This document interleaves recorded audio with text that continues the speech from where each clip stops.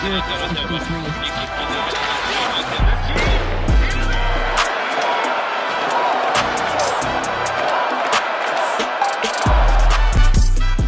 and welcome to this bonus episode of the Gazette's Hockey Inside Out show. I'm Stu Cann of the Gazette, and I'm joined by former Canadiens teammates and 1986 Stanley Cup champions, Rick Green and Chris Nilan.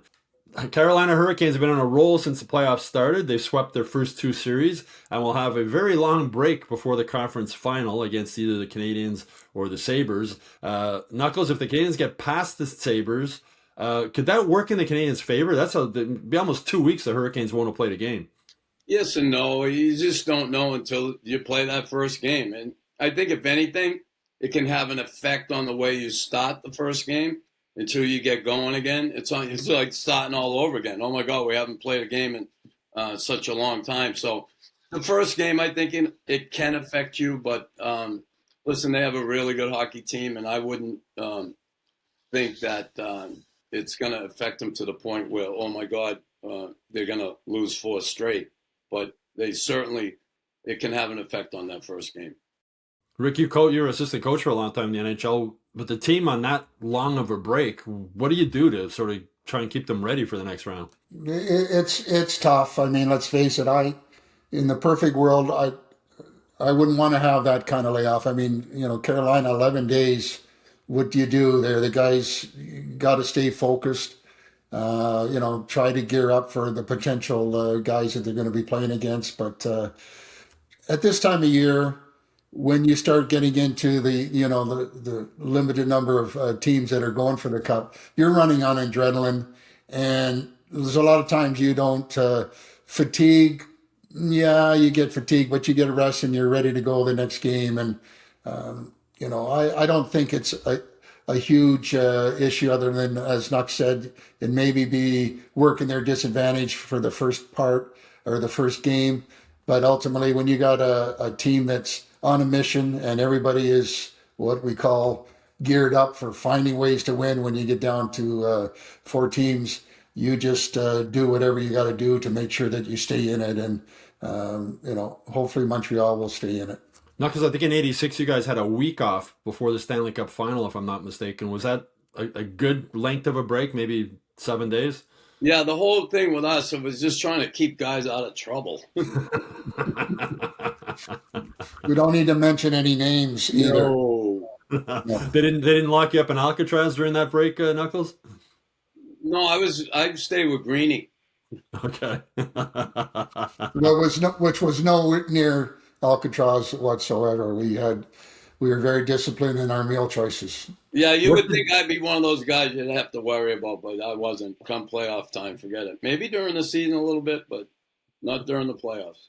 I won't ask you about whatever off-ice antics you might have been up to then, Rick, but on the ice, what did you guys do during that break? There wasn't a lot. I mean, there's so much stuff that's going through your mind as far as prep work goes, and what the next game's going to look like, who the opposition is, who the individuals are. Even though you're kind of not really actively involved in doing stuff on ice, you're still thinking about what's to come, and you just want to be ready. And anybody that's been there before, you are really, really pumped and excited to know that you have a chance to continue this process, if you will. And you got experience to really believe how great it feels when you find a way to win. Stu, one of the biggest things we did during that layoff was count how many times the coach, Jean Perron, was going to say, okay, okay, okay, okay, okay. We counted every day. And what was the highest? You did it. You told him. You counted and told him. When he wasn't in the room, Nux would go on the board and start doing his drawing, and he'd try and get okay in as much as he possibly could. Too funny. Well, watching the playoffs, I'm always amazed, like the pace of play, the physicality of the play. The team that goes to the final and wins it all, like they're doing basically every second night for 2 months. When you get to the end, Knuckles, what's your body feel like? I know you were injured at the end of the '86 playoffs. Yeah, what's the hardest toll on the body during the run? I just think overall your body you're drained at the end. I remember, I had torn ligaments in my ankle. I had a black eye. It was all sucked up. I was 192 pounds. I looked like, I What did you normally weigh? 202. Oh, that's right, Jacques Lemaire. No, who it was? Claude Ruel, 202. No, it was Jacques Lemaire. Oh, Jacques, yeah. 202, not 203, not 204, not 205, 202. Did you feel? You must feel weaker when you lose that Yeah, much weight. but you really don't care because you won. It's over. You go with it, and you just try and heal up and drink up. Rick, what were you feeling like after the 86 run? I know you blocked a few shots. I know. Yeah, I got in the way quite often, which was what I had to do. But you just you just want to find a way to be the winner. You don't want to get there and end up coming short. And we did it in '89. We come up short, unlike '86, and it's gut wrenching actually. And until you experience that feeling and that opportunity when you're that close, you'll do anything, no matter what your body is telling you.